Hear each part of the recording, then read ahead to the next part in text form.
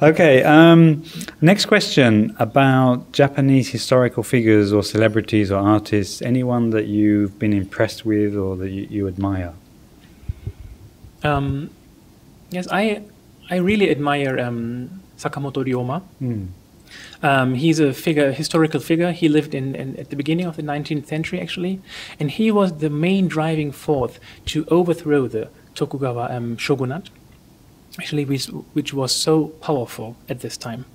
And for his actions, he even got thrown out of his own district. So he couldn't visit his parents or his family for a long time. But what he managed was, because he had no political force or no military strength or whatever, but he managed to make old enemies, so the Satsuma clan and the Choshu clan, to join forces, which nobody thought was possible at the time, and then directed their strength regarding towards the shogunate, Tokugawa family, and that finally made the system collapse and made way for the Meiji Restoration, which actually opened the way for the Japanese modernization as we have it now. Incredible. He'd be a good case study of leadership here at GLOBIS, maybe. Definitely. Yeah. He really was a leader, I think. Yeah. What sort of qualities do you think he had as a leader to be able to achieve what he did? Yeah. I think two. One was actually a vision, because he was able to see a Japan beyond the Japan he experienced. So he was able to see Japan's future. And second, he was able to how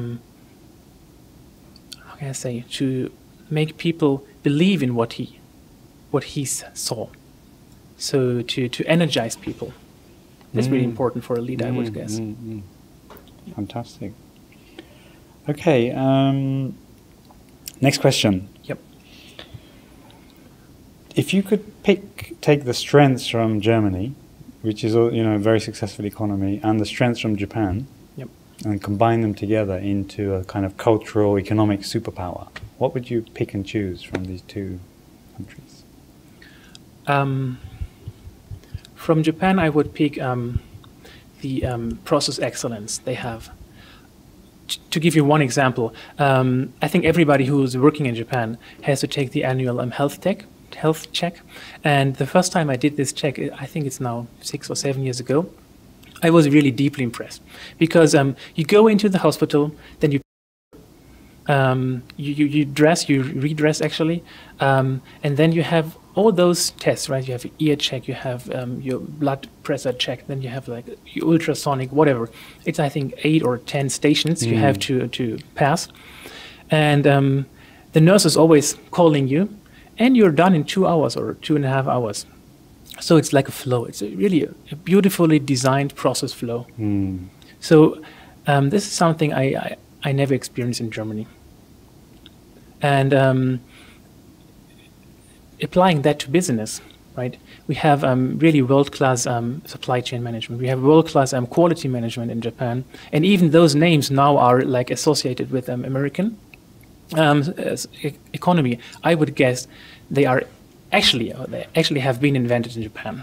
And if not invented, then at least co-invented. Yeah.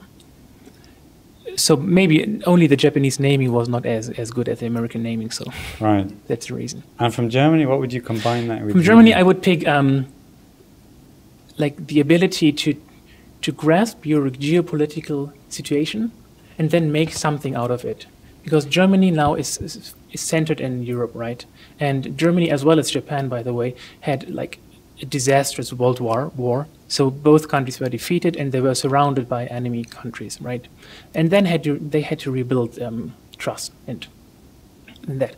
So I think Germany, in a way, accepted that, and they are now in a role to have a really trusted relationship with France, which is its most reliable partner in the EU, and then enlarge this relationship, this bilateral relationship, to other European countries.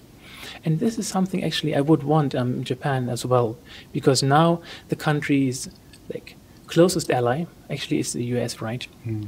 But US and Japan, they are not neighbor countries. They are different in their culture. They are different in their history.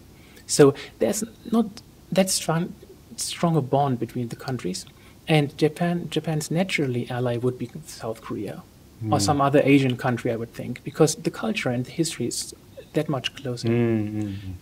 And this is something I would actually expect from the Japanese society or from the Japanese political leaders to explain that to the people, that they are not... it's not necessary to quarrel about like small islands or whatever they have.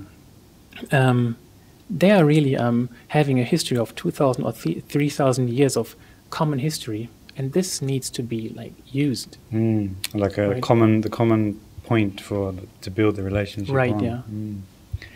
Daniel, can I add? And this is something I've thought about a lot. But in Europe, I think Germany seems to have managed to. Well, I would say has managed to kind of put the past behind it, kind of apologized, and become a kind of core, key accepted member of the European community and a kind of leading member. Right.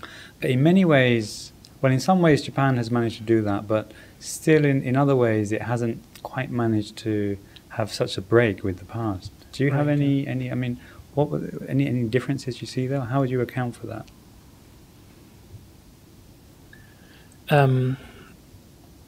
That's really difficult. But after the war, I think Japan tended to focus on business, on the economy. So what they did was to pay South Korea, to pay Philippines, or to pay China for what they did during the war. But there was not really an apology from the leaders. And I think it's more than the money actually that the former enemies or like the countries that have been invaded want from Japan. So as long as this apology does not come from a real Japanese leader or even from the emperor, so long Japan will never be really accepted by its neighbors, I would think, because it's not always only the economy, right? Right. So you think Germany made a much better sort of effort in apologizing and... Yeah, at least at the end of the 60s, there was one German chancellor, he's called Willy Brandt.